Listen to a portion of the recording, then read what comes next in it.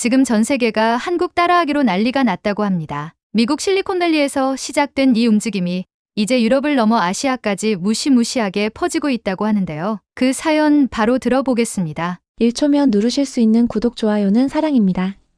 안녕하세요. 저는 BBC 경제 전문 기자 조나단 밀러입니다. 지난 20년 동안 세계 각국을 돌아다니며 글로벌 경제 흐름과 혁신적인 기업들의 변화를 취재해 왔습니다. 실리콘밸리의 테크 기업부터 유럽의 금융시장까지 세계 경제를 움직이는 핵심 현장에서 다양한 이야기를 전해왔습니다. 하지만 이번에 단순한 경제 성장의 취재를 위해 찾은 한국에서 속도라는 전혀 다른 차원의 충격적이고도 의미 있는 경험을 하게 되어 그 이야기를 들려드리려고 합니다. 현재 전 세계의 주요 기업들이 한국을 주목하고 있습니다. 구글, 테슬라, 애플을 비롯한 글로벌 기업들은 최근 몇 년 사이 하나둘씩 한국 시장을 집중적으로 연구하기 시작했습니다. 단순한 관심이 아니라 그들은 한국 기업들의 업무 방식과 조직 문화를 분석하며 이를 자사 시스템에 적용하려 하고 있었습니다. 심지어 몇몇 기업들은 한국에 본사를 설립하는 파격적인 결정을 내리기도 했습니다. 처음에는 단순한 트렌드라고 생각했습니다. 실리콘밸리는 늘 새로운 혁신을 줬고 때때로 특정 국가의 성공 사례를 벤치마킹하는 경향이 있기 때문이었습니다. 하지만 BBC 경제부에서 조사한 데이터는 단순한 유행이 아니라는 사실을 증명했습니다. 한국은 업무 속도, 의사결정 속도, 기술 도입 속도에서 세계 어느 나라보다 앞서 있었습니다. 일반적으로 경제 성장 속도가 빠르면 그에 따른 사회적 변화도 동반되지만 한국은 단순한 경제 성장 이상의 패턴을 보였습니다. 혁신이 만들어지고 확산되는 속도가 다른 나라와 비교할 수 없을 정도로 빨랐습니다. BBC 데이터 분석팀은 이를 구체적으로 증명할 자료를 제시했습니다. 같은 기술이 실리콘밸리에서 도입되는데 평균 2년이 걸린다면 한국에서는 단 6개월이면 충분했습니다. 신제품이 시장에서 반응을 확인하는데 미국에서는 평균 1년이 소요되지만 한국에서는 불과 3개월 만에 모든 데이터를 확보하고 다음 개선 단계로 넘어가고 있었습니다. 이러한 현상은 대기업뿐만 아니라 스타트업 생태계에서도 뚜렷하게 나타났습니다. BBC 경제부는 한국에서 창업한 기업들의 성장 속도를 분석했습니다. 한국의 스타트업들은 설립 후 3년 이내에 글로벌 시장에 진출하는 비율이 다른 선진국보다 훨씬 높았습니다. 투자 유치부터 시장 확장까지의 과정이 빠르게 진행되었고, 이는 단순한 자본력 때문이 아니라 한국 기업들이 혁신을 실행하는 속도가 그만큼 빠르다는 것을 의미했습니다. BBC 내부에서는 한국을 직접 취재해야 한다는 의견이 강하게 제기되었습니다. 데이터로 분석한 결과와 실제 현장에서의 모습이 얼마나 일치하는지 확인해야 했습니다. 결국 BBC 국제부는 즉시 한국으로 기자를 급파하기로 했고 그 임무를 맡게 된 사람이 바로 저였습니다. 저는 경제 전문 기자로서 20년간 글로벌 시장을 취재해 왔지만 이번 취재는 다른 어떤 취재보다도 흥미로웠습니다. 처음에는 그저 한국 기업들이 특정 산업에서 두각을 나타내는 정도라고 생각했습니다. 하지만 단순한 산업 경쟁력을 넘어서 한국이 가진 독특한 속도의 문화가 글로벌 기업들의 주목을 받는다는 사실을 깨달았습니다. 이러한 현상에 대한 단서를 찾기 위해 저는 먼저 실리콘밸리 내 한국 관련 연구를 진행하는 경제 전문가들과 대화를 나누었습니다. 미국의 한 투자 분석가는 이렇게 말했습니다. 한국은 혁신을 기다리지 않습니다. 새로운 기술이 등장하면 곧바로 도입하고 문제를 확인하면 빠르게 수정하는 시스템이 정착되어 있어요. 실리콘밸리에서는 아직도 많은 기업들이 신중한 접근을 고수하는 반면 한국 기업들은 위험을 감수하더라도 신속한 실행을 우선으로 합니다. 이 속도가 글로벌 경쟁력을 만드는 중요한 요소라고 생각합니다. 그 말을 듣고 나니 한국의 속도가 단순한 업무 스타일이 아니라 기업 문화 깊숙이 자리 잡은 전략이라는 생각이 들었습니다. 그렇다면 이 속도는 어디에서 기인한 것일까? BBC 데이터 분석팀은 한 가지 흥미로운 점을 발견했습니다. 한국에서 진행된 디지털 혁신 프로젝트들이 대부분 예상보다 훨씬 빠르게 완료되었다는 것이었습니다. 예를 들어 한국 정부가 추진한 디지털 전환 정책들은 서구권 국가들보다 3배 이상의 속도로 시행되었습니다. 한국의 대표적인 IT 기업들도 마찬가지였습니다. 한 글로벌 IT 컨설팅 보고서에 따르면 한국 기업들은 신기술 도입 시 테스트 기간을 줄이고 실시간 데이터를 기반으로 시장 반응을 빠르게 반영하는 방식을 채택하고 있었습니다. 이러한 접근 방식 덕분에 새로운 서비스나 제품이 시장에서 빠르게 자리 잡고 피드백을 기반으로 지속적으로 개선되는 선순환 구조가 형성된 것이었습니다. BBC 내부에서는 한국이 과연 이러한 속도를 지속적으로 유지할 수 있을지에 대한 논쟁이 있었습니다. 일부 전문가들은 너무 빠른 변화가 단기적인 성과에는 유리할지 몰라도 장기적으로는 위험 요소가 될 수도 있다고 지적했습니다. 하지만 반대 의견도 있었습니다. 한 경제학자는 이렇게 말했습니다. 한국의 속도는 단순한 성격적 특징이 아니라 역사적으로 형성된 생존 전략입니다. 과거 한국은 빠른 산업화를 경험하며 변화 속도에 적응해야만 했습니다. 이러한 환경 속에서 기업과 개인 모두 변화에 능동적으로 대응하는 능력을 키웠습니다. 단순한 조급함이 아니라 효율적인 방식으로 최적의 결과를 찾는 과정이죠. 저는 한국이 가진 속도의 철학을 직접 경험하고 분석하기 위해 서울행 비행기에 몸을 실었습니다. 이론과 데이터를 넘어 실제 현장에서 이 문화가 어떻게 작동하는지 확인하고 싶었습니다. 서울 인천공항에 도착한 순간부터 저는 예상과 전혀 다른 풍경을 마주했습니다. 런던에서는 입국 심사를 받을 때 적어도 몇 분은 기다려야 했고 때로는 추가 질문까지 받아야 했습니다. 하지만 한국에서는 전혀 다른 방식으로 진행되었습니다. 입국 심사대에 도착하자 직원이 여권을 스캔하고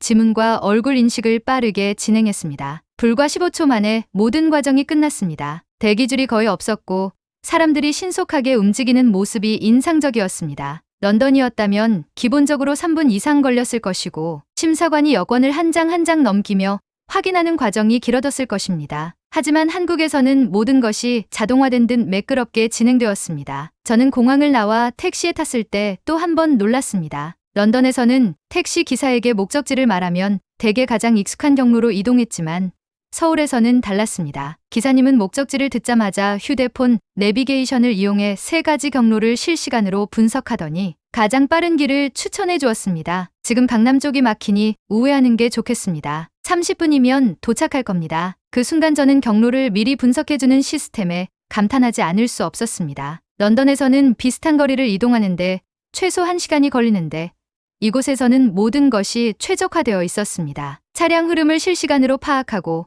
가장 효율적인 방법을 찾아 움직이는 시스템이 정착된 모습이었습니다. 다음 날 저는 본격적인 취재를 위해 서울 지하철을 이용하기로 했습니다. 개찰구 앞에서 교통카드를 찾느라 잠시 머뭇거리던 사이 제 뒤로 줄이 길어졌습니다. 순간 당황했지만 누구도 짜증을 내지 않았습니다. 오히려 한 중년 남성이 미소를 지으며 다가와 말을 건넸습니다. 처음 오셨나요?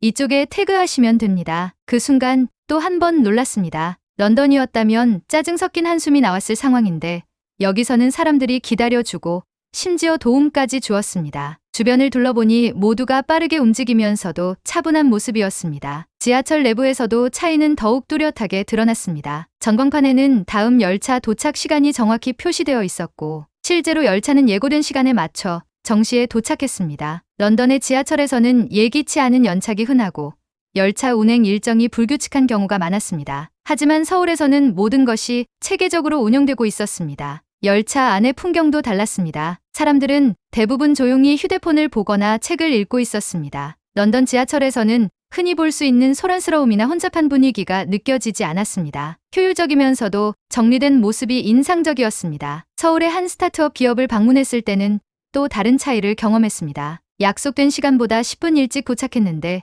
CEO인 박지훈 대표가 이미 회의실에서 기다리고 있었습니다. 제가 늦었나요? 제가 당황하며 묻자 그는 웃으며 말했습니다. 아닙니다. 전혀 늦지 않으셨습니다. 제가 일찍 온 겁니다. 한국에서는 약속 시간보다 조금 일찍 와서 준비하는 것이 습관입니다. 그의 말에서 한국의 업무 문화가 반영된 듯했습니다. 인터뷰가 시작되자 저는 궁금했던 질문을 던졌습니다. 한국 기업들은 제품 개발 속도가 유독 빠르다고 들었습니다. 실리콘밸리보다도 더 빠르게 신제품을 출시하는 이유가 무엇인가요? 박 대표는 회사의 제품 개발 타임라인이 담긴 문서를 보여주며 설명했습니다. 우리는 일주일에 한 번 신제품 아이디어를 내고 프로토타입을 만들고 시장 테스트까지 진행합니다. 저는 귀를 의심했습니다. 실리콘밸리에서는 같은 과정을 진행하는데 최소 한 달이 걸립니다. 이게 정말 가능한가요? 라고 묻자 그는 단호한 어조로 말했습니다. 한국에서는 신속한 실행력이 경쟁력입니다. 실패를 두려워하지 않기 때문에 빠르게 시도하고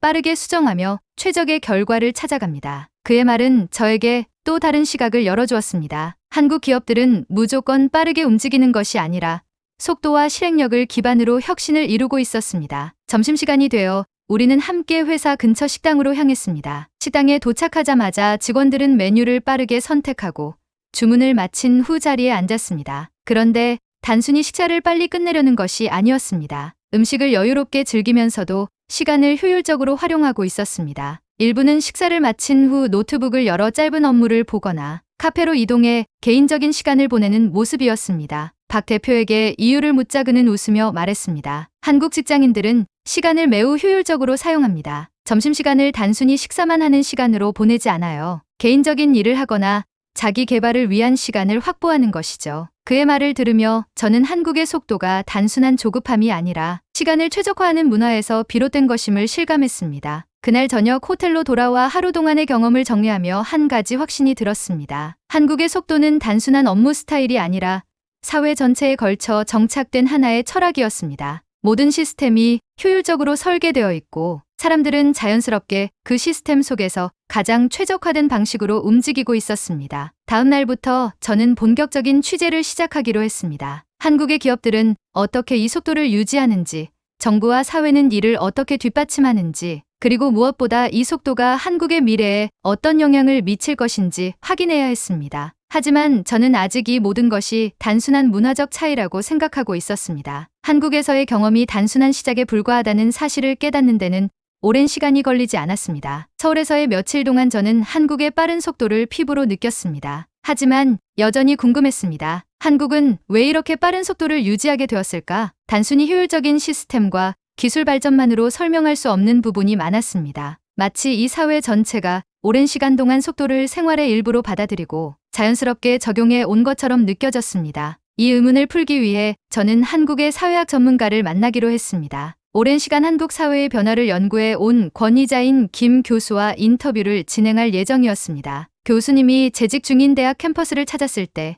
이미 연구실 앞에서 저를 기다리고 계셨습니다. 한국 사회의 속도가 단순한 습관이 아니라는 점을 직접 경험하셨을 겁니다. 그의 첫 마디부터 제 질문에 대한 답을 미리 알고 있다는 듯한 느낌이 들었습니다. 연구실로 들어서자 한쪽 벽에는 한국의 경제, 발전 과정과 사회적 변화에 대한 그래프와 자료들이 빼곡히 정리되어 있었습니다. 그는 저를 보며 조용히 웃더니 차 한 잔을 권했습니다. 한국이 단기간에 선진국 반열에 오른 비결이 궁금하시죠? 저는 고개를 끄덕였습니다. 교수님은 컴퓨터 화면을 켜더니 1950년대와 현재 한국의 모습을 비교하는 사진을 보여주었습니다. 1950년 한국전쟁 이후 이 나라의 경제 규모는 거의 제로에 가까웠습니다. 하지만 불과 70년 만에 세계 경제 강국으로 성장했죠. 이 과정에서 속도는 단순한 문화적 특징이 아니라 생존을 위한 전략이 되었습니다. 교수님의 설명을 들으며 화면 속 사진을 바라보았습니다. 폐허가 된 1950년대 서울의 모습과 현재의 화려한 도심 풍경이 극명하게 대비되었습니다. 1960년대 한국 정부는 본격적인 경제 개발을 추진하기 시작했습니다. 하지만 당시에는 자원이 부족했죠. 그래서 선택한 전략이 바로 속도였습니다. 빠르게 도로를 만들고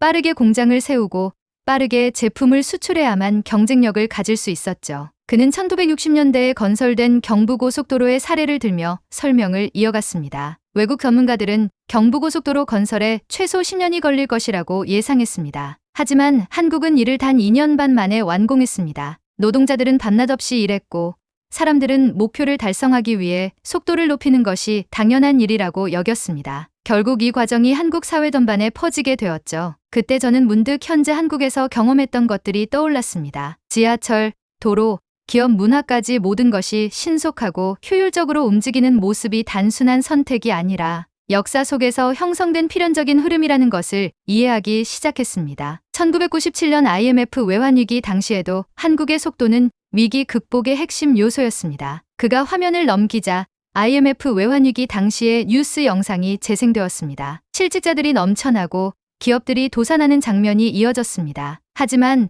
곧바로 금 모으기 운동에 동참하는 시민들의 모습이 나왔습니다. 전문가들은 한국이 IMF 위기에서 회복하는데 최소 10년이 걸릴 것이라고 예상했습니다. 하지만 한국은 불과 3년 만에 경제를 정상화했습니다. 전 국민이 위기를 극복하기 위해 자발적으로 움직였고 기업들은 구조조정을 통해 빠르게 변화를 받아들였습니다. 여기서도 한국의 속도가 빛을 발한 겁니다. 그는 다시 화면을 넘겼습니다. 2000년대 초반 한국의 초고속 인터넷망 구축 과정이 담긴 자료였습니다. 한국은 다른 나라들이 10년 이상 걸려 전국적인 인터넷망을 구축하는 동안 단 5년 만에 초고속 인터넷 인프라를 완성했습니다. 당시에도 속도가 곧 경쟁력이었죠. 그의 설명을 듣고 나니 단순히 경제 성장 때문만이 아니라 한국인들이 위기 속에서도 빠르게 움직이는 이유를 알 것 같았습니다. 2020년 코로나19 사태도 마찬가지입니다. 한국은 불과 2주일 만에 진단키트를 개발하고 전 세계에서 가장 빠른 속도로 대규모 검사를 진행했습니다. 서구권 국가들이 초기 대응에 어려움을 겪을 때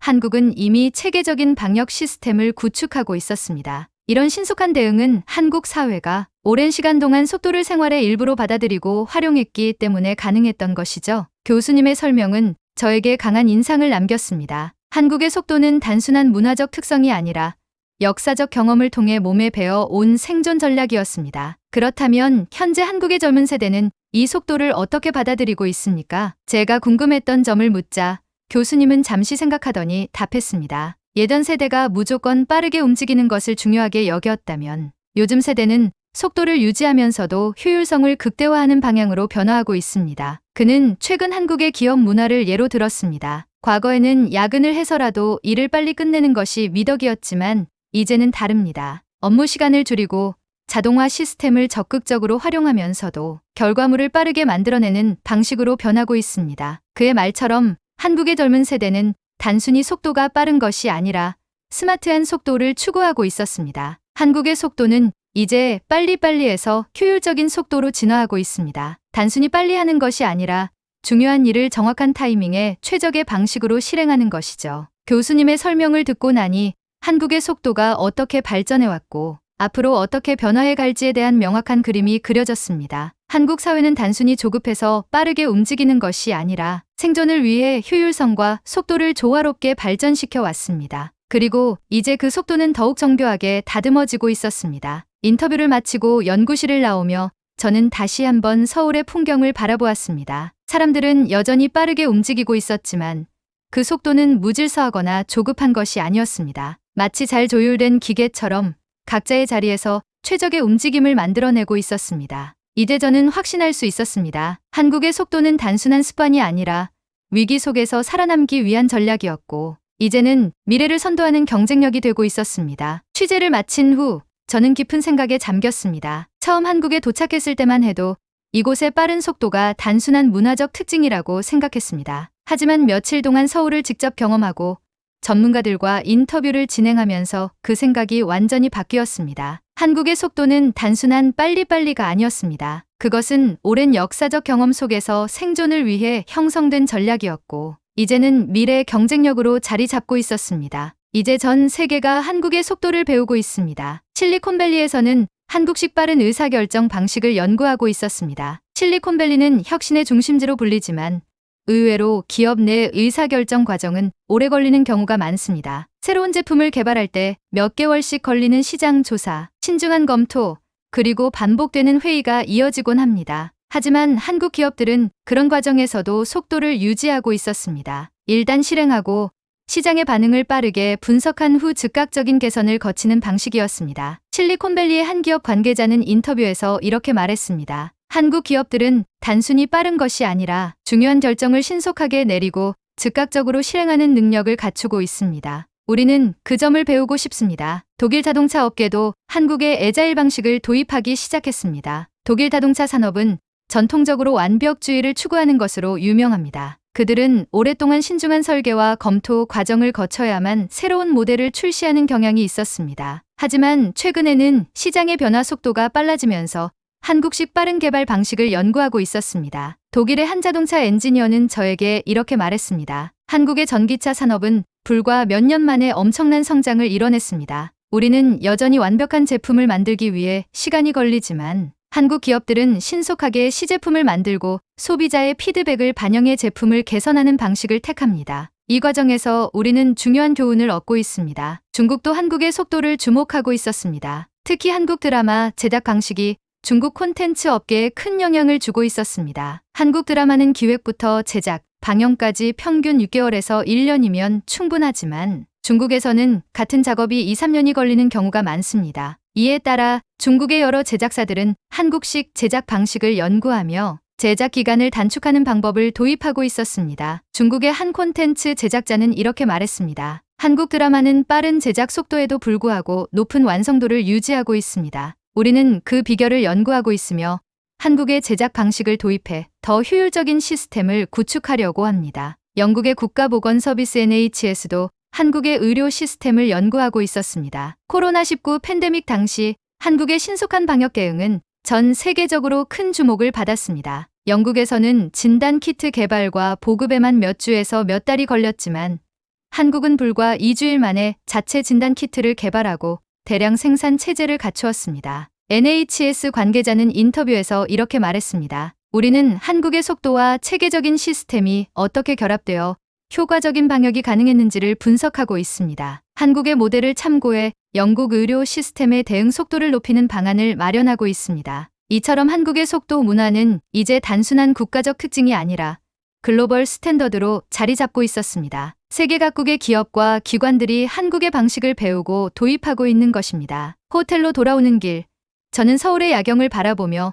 한국에서의 경험을 되돌아보았습니다. 처음에는 그저 빠른 것이 전부라고 생각했지만 이제는 그 속도가 어떻게 탄생했고 어떻게 발전해 왔으며 세계적으로 어떤 영향을 미치고 있는지를 깊이 이해하게 되었습니다. 한국은 단순히 빠른 나라가 아니었습니다. 이곳은 이미 미래를 살고 있었습니다. 그들이 일상에서 실천하는 속도와 효율성은 전 세계가 배워야 할 미래의 생존 전략이었습니다. 70년 전 전쟁의 폐허에서 시작해 세계를 선도하는 혁신 국가로 거듭난 한국의 이야기는 인류에게 위기를 기회로 바꾸는 지혜를 보여주고 있었습니다. 한국의 속도는 이제 세계의 표준이 되어가고 있었습니다. 영국으로 돌아가는 비행기 안에서 저는 제 삶의 방식을 되돌아보았습니다. 한국의 속도를 경험한 후 저는 제 자신도 변화해야 한다는 것을 깨달았습니다. 단순히 빨리 움직이는 것이 아니라 시간을 효율적으로 사용하고 변화에 신속하게 적응하며 도전을 두려워하지 않는 것이야말로 진정한 경쟁력이라는 것을 말입니다. 그리고 저는 그 변화를 제 삶에 적용하기로 결심했습니다. 한국이 보여준 속도의 지혜를 통해 저 또한 새로운 방식으로 일하고 살아가야 한다는 확신이 들었습니다. 이제 세계는 한국을 통해 미래를 바라보고 있습니다. 그들은 한국이 걸어온 길을 연구하며 그 속도에서 배울 점을 찾고 있습니다. 한국은 단순한 속도가 아니라 변화하는 환경에 신속하게 적응하고 위기 상황에서도 빠르게 대응하며 미래를 향해 끊임없이 나아가는 능력을 보여주고 있습니다. 이제 더 이상 한국의 속도는 한국만의 것이 아닙니다. 그것은 전 세계가 배우고 적용해야 할 새로운 생존 전략이 되었습니다. 앞으로 한국이 이 속도 시스템이 어떤 혁신을 이루어낼지 저는 그 변화의 최전선에서 계속 지켜볼 것입니다. 그리고 저도 이제 그 변화 속으로 뛰어들 준비가 되었습니다. 이제 저는 멈추지 않습니다. 한국에서의 경험한 새로운 시각과 도전 정신으로 변화의 물결 속으로 뛰어듭니다. 오늘의 사연은 여기까지입니다. 재미있으셨다면 구독과 좋아요 부탁드립니다. 그리고 한국에 대한 특별한 경험이나 사연이 있으시다면 저와 함께 공유해 주세요. 시청해 주셔서 감사합니다. 오늘도 행복하세요.